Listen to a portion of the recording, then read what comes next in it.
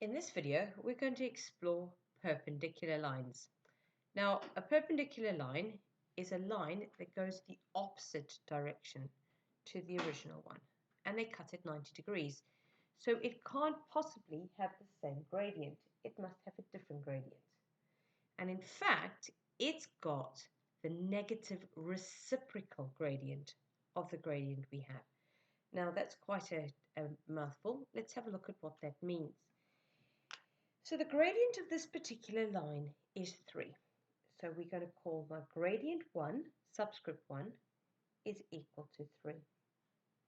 Now, if you read up the textbooks will tell you that with perpendicular lines, m1, the first gradient, times m2, the second gradient, must equal -1.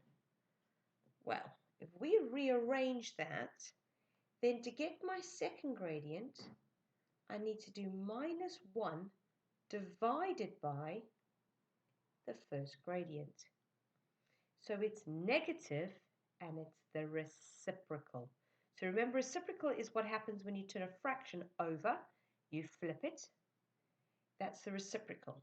So if my first gradient is 3, my second gradient must be -1/3. So the shortcut to doing this is to merely take your gradient, flip the fraction, and change the sign. Now, why does 3 flipped give you 1/3? Well, that's easy because you can write any whole number with a denominator of 1.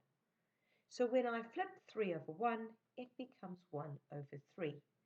So the gradient of the line perpendicular to 3x plus 5 is -1/3.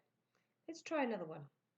So what happens if my line is y equals 2/3 x minus 8?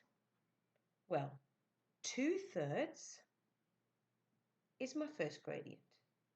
So the gradient of the line perpendicular must be -3/2. So I've taken my gradient, I've flipped it over, and I've changed the sign. All right, so what happens if I've got a negative gradient to start with? So that was our first one, that was our second one. Let's do our third one. So what happens if my line is y equals -1/8 x plus 2? What is the new gradient going to be? Well, my first gradient we know is -1/8. What happens when you flip 1/8? You get 8. Now, according to this, it's minus. So what happens when I minus a minus? It becomes a plus.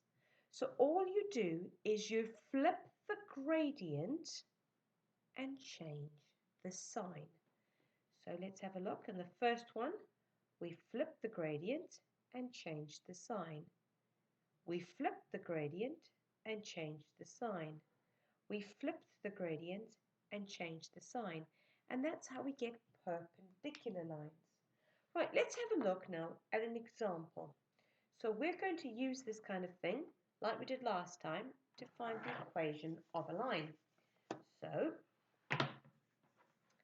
let's say we want to find the equation, EQN stands for equation, of the line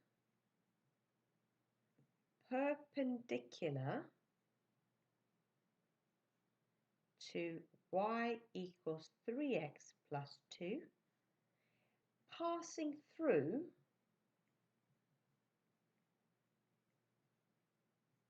eight, 4. Okay, so let's try this. The word perpendicular says, first thing we've got to do is take that gradient, turn it on its head, flip it over, and change the sign. That means my new gradient must be -1/3, because that was 3/1. So I know it's y equals -1/3 x plus c. Now we're going to do what we did last time. Where we see a y, we're going to put the y value. Where we see an x, we're going to put the x value. So 4 is equal to minus 1/3 times 8 plus c. Not very nice numbers, but we can work with them. Equals minus 8 over 3 plus c. So c is equal to 4 plus 8 over 3. 8 over 3 is equal to 2 and 2/3. So what happens when I add that to 4? I get 6 and 2/3. So y is equal to minus 1/3 x plus 6 and 2/3. Best not to go to decimal with this one, because you probably know that 1/3 and 2/3 are recurring decimals, and we don't like recurring decimals. Remember the rule? If one's in a fraction, the other one must be in a fraction. We can't mix and match them. And that's what you need to know about perpendicular